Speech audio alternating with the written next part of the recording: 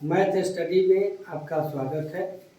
आइए आज हम व्याकरण के बारे में अध्ययन करें। व्याकरण क्या है उसके बारे में जानें। व्याकरण हर एक भाषाओं को व्याकरण की आवश्यकता होती है शुद्धता के लिए। तो इसी प्रकार हिंदी, संस्कृत, अंग्रेजी चाहे जो भी भाषाएं हैं उनमें व्याकरण की जो आवश्यकता है और व्याकरण क्या है उसके बारे में जानें। व्याकरण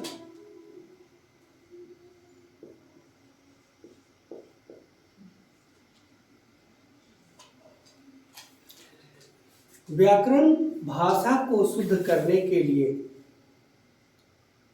कोई भी भाषा है उनमें अनेक प्रकार की अशुद्धियां पाई जाती है। उन अशुद्धियों को दूर करने के लिए ही व्याकरण उपयुक्त होता है, उसका उपयोग होता है। भाषा को शुद्ध करने के लिए कुछ नियम बनाए गए हैं, उदाहरण दिए गए हैं और उन्हीं के समूह को व्याकरण कहते हैं। भाषा को शुद्ध करने के लिए नियमों एवं उदाहरणों के समूह को व्याकरण कहते हैं। व्याकरण के 5 भाग होते हैं। पहला भाग वर्ण विचार,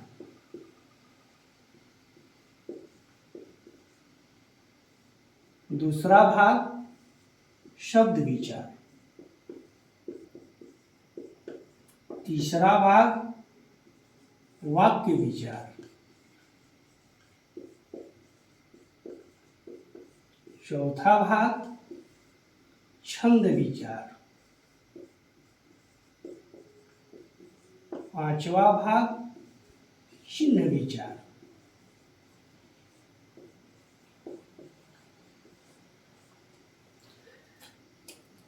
ये वर्ण विचार में हम वर्णों के बारे में अध्ययन करते हैं।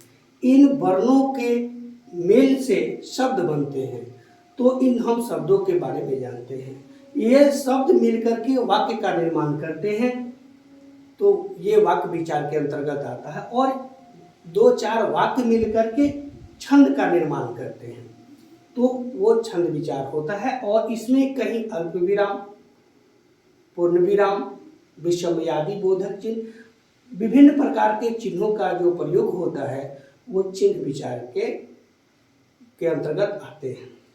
तो आइए हम वर्ण विचार के बारे में जानें।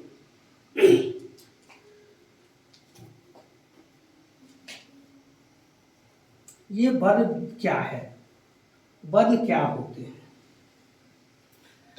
ऐसे पाणिनीय व्याकरण के अनुसार ये वर्णों की जो उत्पत्ति है, ध्वनियों की उत्पत्ति है, ये भगवान शंकर के डमरू से जो 14 प्रत्याहार में जो डमरू की जो ध्वनि है उसी से इस वर्णों की उत्पत्ति है। तो वर्ण विचार इस प्रकार से वर्णों का आगमन हुआ।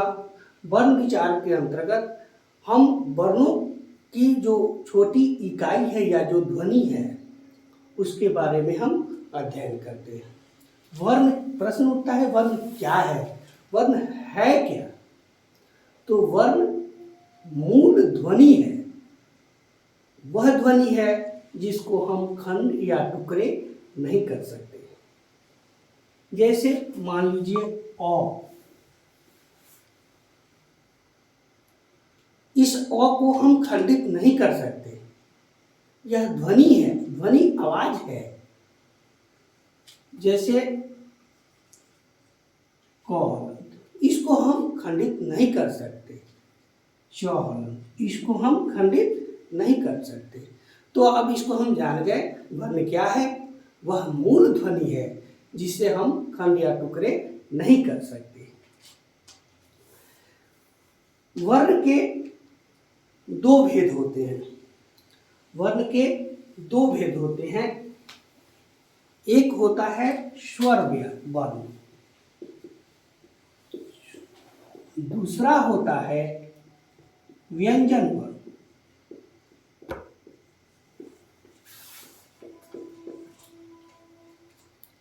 स्वर वर्ण, व्यंजन वर्ण। स्वर वर्ण क्या है? इन वर्णों का संबंध उच्चारण से होता है। स्वर वर्ण क्या है? वैसे वर्ण जिनका उच्चारण स्वतः हो, उसके उच्चारण में किसी दूसरे वर्णों की सहायता नहीं ली जाए, उसे हम स्वर वर्ण कहते हैं। जैसे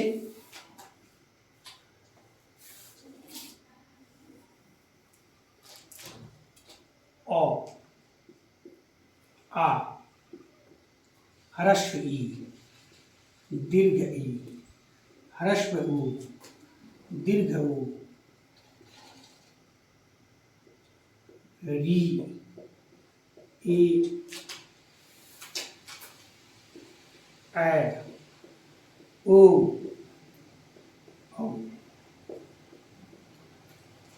ये जो स्वर हैं, ये इनका उच्चारण स्वतः होता है। इनके उच्चारण में किसी दूसरे वर्ण की सहायता नहीं ली जाती है। अ, आ, ह्रस्व ई, दीर्घ ई, इस प्रकार से हम इनका उच्चारण करते हैं। हिंदी वर्णमाला में स्वर वर्णों की संख्या कुल 11 है, लेकिन संस्कृत वर्णमाला में इसमें 2 स्वर बढ़ जाते हैं। एक ली भी स्वर है और एक बड़ी ली होती है। ये 2 हो जाते हैं, तो कुल मिल करके संस्कृत वर्णमाला में स्वर वर्णों की संख्या 13 कही जाती है। अब हम लोगों ने स्वर वर्ण के बारे में समान रूप से जाना। उसके बाद हम व्यंजन वर्ण के बारे में जाने। अब व्यंजन वर्ण क्या होता है उसके बारे में जाने।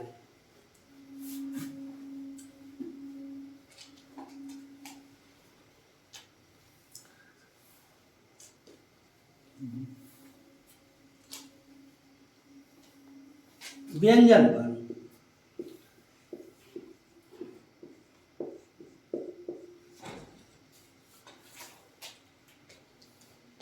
अब व्यंजन वर्ण क्या है? व्यंजन वर्ण वह वर्ण है जिसके उच्चारण में स्वर वर्ण की सहायता ली जाए। बिना स्वर वर्ण के सहायता से व्यंजन वर्ण का उच्चारण संभव नहीं है।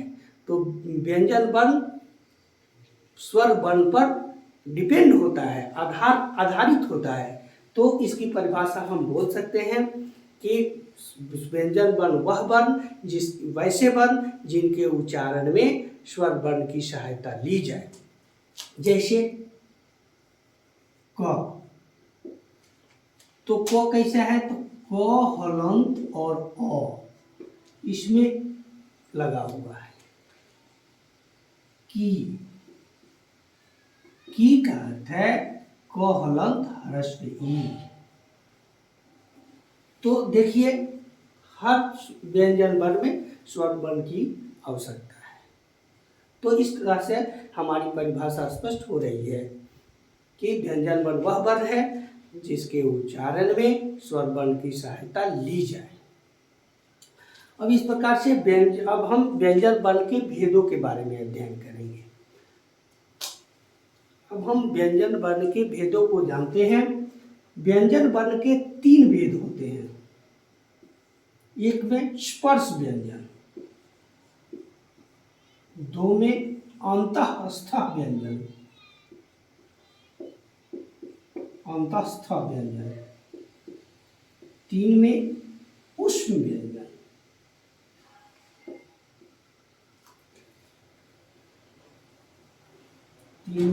ऊष्म व्यंजन।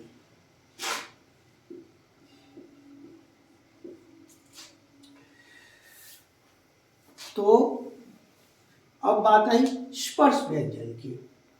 स्पर्श व्यंजन कौन कौन से वर्ण कहे जाएंगे, किस वर्ण को स्पर्श व्यंजन कहेंगे?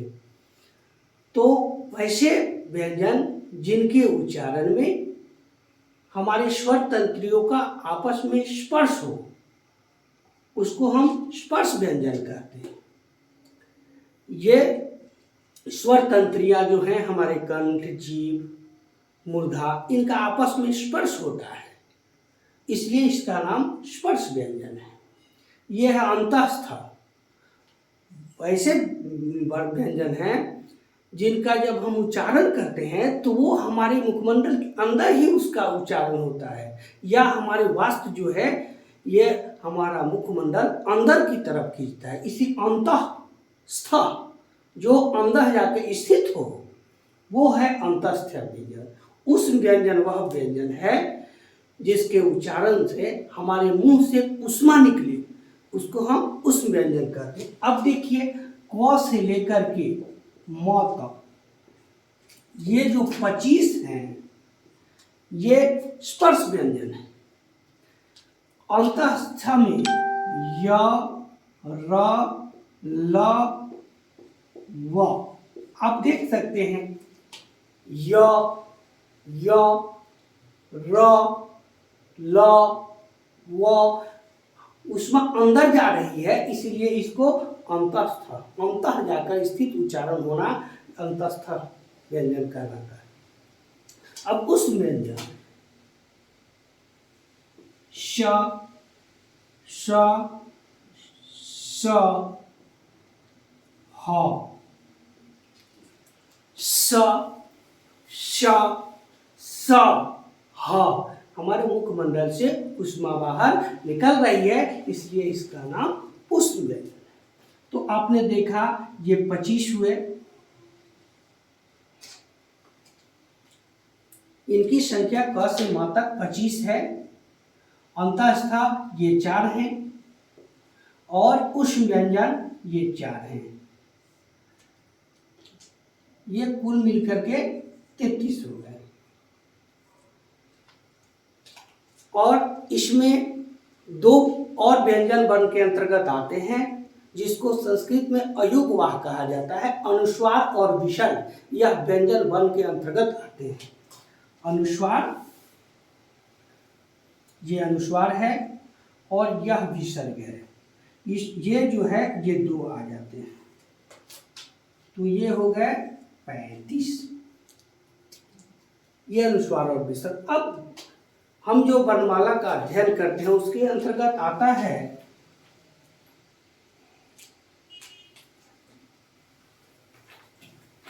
उसके अंतर्गत आते हैं। अब ये देखें कि ह तक ही हमने जाना, उसके बाद ये आ जाते हैं छ, त्र, ज्ञ। ये बच्चे हमारे समझ नहीं पाते हैं ये वर्तनी के ये क्या है, छ क्या है, त्र क्या है, ज्ञ कैसे बना है, ये क्यों है, क्या है, इसके बारे में हमारे बच्चे समझ नहीं पाते हैं, जान नहीं पाते हैं। तो इसकी स्पष्टता बहुत जरूरी है। यह इसका निर्माण हुआ है क और श से। क हलंत और मूर्धन्य श मिलकर के छ बना है। इसका निर्माण त हलंत और र से हुआ है। ये है ज्ञ, इसका निर्माण ज हलंत य से हुआ है। तो इस प्रकार से ये 2 वर्णों का संयुक्त वर्ण है। ये 2 वर्ण आपस में मिलकर के इनका निर्माण किए हैं। ये है संयुक्ताक्षर, इसलिए इनको वर्णमाला में इनका कहीं स्थान नहीं मिला है। इनका कहीं भी स्थान नहीं मिला। क्यों? तो चूंकि इनका तो पहले से ही उपयोग हो चुका है, इनकी गिनती हो चुकी है, तो फिर ये संयुक्त वर्ण है, इसलिए इनका ऐसे ऐसे और भी वर्ण हैं 1-2 जो संयुक्त वर्ण के अंतर्गत आते हैं। जैसे एक स्रव, ये बना है श हलंत र से। तो इन वर्णों को हम संयुक्ताक्षर के नाम से भी जानते हैं या संयुक्त व्यंजन भी इनको कहते हैं। इस प्रकार से इन वर्णों के बारे में हमने जाना। ये वर्ण कुल मिलाकर के अब तो हमने जाना 35 और 11 मिलकर के 46।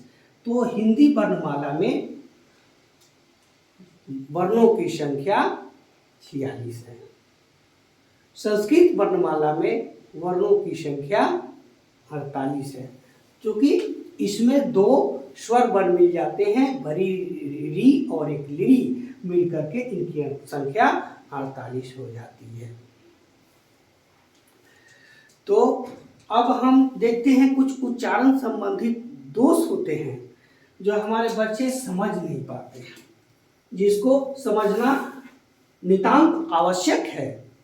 इसको बच्चे हमारे वो समझ ही नहीं पाते हैं कि ये क्या है, ये उच्चारण संबंधित दोष। इन उच्चारण संबंधित दोषों की वजह से बच्चे ना शुद्ध पढ़ पाते हैं, ना लिख पाते हैं। ये अनेक प्रकार की परेशानियां उनके सामने प्रस्तुत रहती हैं। तो अब हम मान लीजिए कि हम अपने बच्चों को देते हैं, पूछते हैं कि बच्चे ये बताओ क्या है, तो हमारे बच्चे बोलते हैं सड़क। ये क्या है, तो सड़क। तो हमने कहा कि ये क्या है, तो बच्चे बोलते हैं छोटी र है। तो ये छोटी र तो हमने अभी पढ़ा कि कहीं भी वर्णों में ये छोटी र कहीं नहीं होती है। र तो मुख्य 4 प्रकार के होते हैं। एक र होता है, र ये र है, एक ये र है, और एक ये र है, और एक ये रेफ वाला जो होता है अर के रूप में ये होता है। र तो मात्र 4 प्रकार से ही होते हैं। जैसे इस देख लीजिए, राम में ये र होता है, प्रकार में ये र होता है, प्र में ये ट्रक में ये ट्र होता है, और कर्म में ये र होता है, अर वाला रेफ होता है। फिर ये 4 प्रकार के ही होते हैं, तो फिर ये र कहाँ से आ गया, ये तो फिर ये है क्या, इसके बारे में इसको जान करके हमारे बच्चे द्वंद्व उनके मन में आ जाता है कि फिर ये र नहीं है तो ये है क्या। तो बच्चे को ये समझ में नहीं आती है। तो अब र तो है नहीं तो फिर क्या है, तो ये है ड, ये है ड। आपको कहीं कहीं देखने को मिलेगा एक ये और एक ये। तो कहीं कहीं ये ड ऐसे होते हैं और कहीं कहीं ये ड ऐसे होते हैं, ढ के रूप में होते हैं।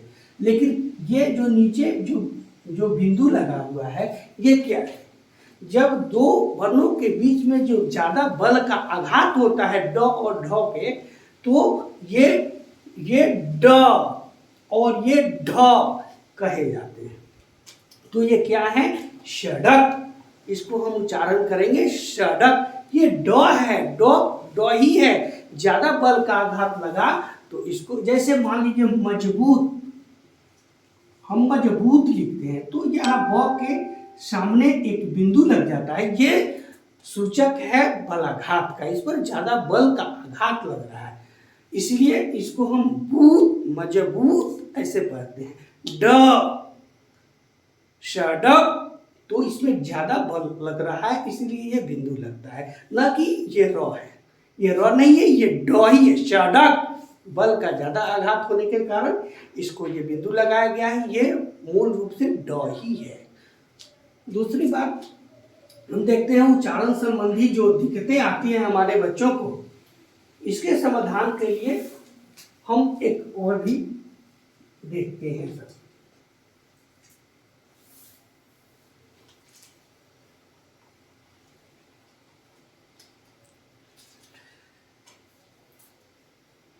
अब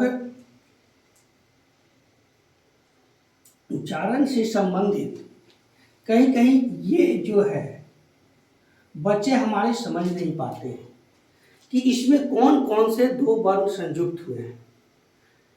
तो नहीं समझ, कहीं कहीं ध बोल देते हैं, कहीं कहीं घ बोल देते हैं। ये स्पष्ट ही नहीं हो पाता है कि ये है क्या। तो ये है द्य,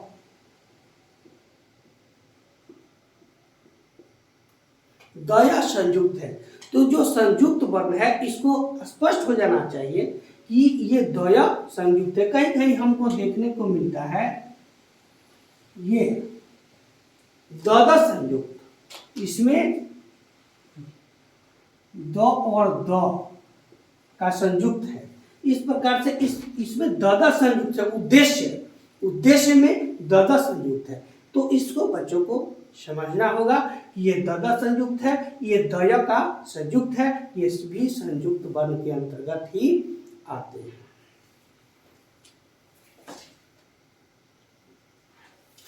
हाँ, अब हम एक और दोष देखते हैं। हमने अपने बच्चों से पूछा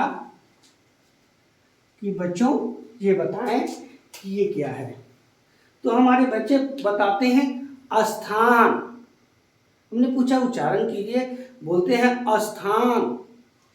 हमने कहा कि अच्छा ठीक है, ये क्या स्थान है, तो ये क्या है?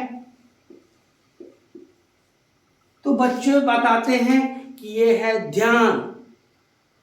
तो हमने पूछा कि जब ये स्थान है तो ये ध्यान क्यों है, ये अध्यान क्यों नहीं है? इसको भी अध्यान होना चाहिए। तो वो थोड़ा सा उलझ जाते हैं कि ये फिर क्या है। बात तो यहाँ साबित होती है, जब ये स्थान है तो ये भी अध्यान होना चाहिए। तो बच्चे कहते हैं कि अब फिर परेशानी आती है उनके सामने।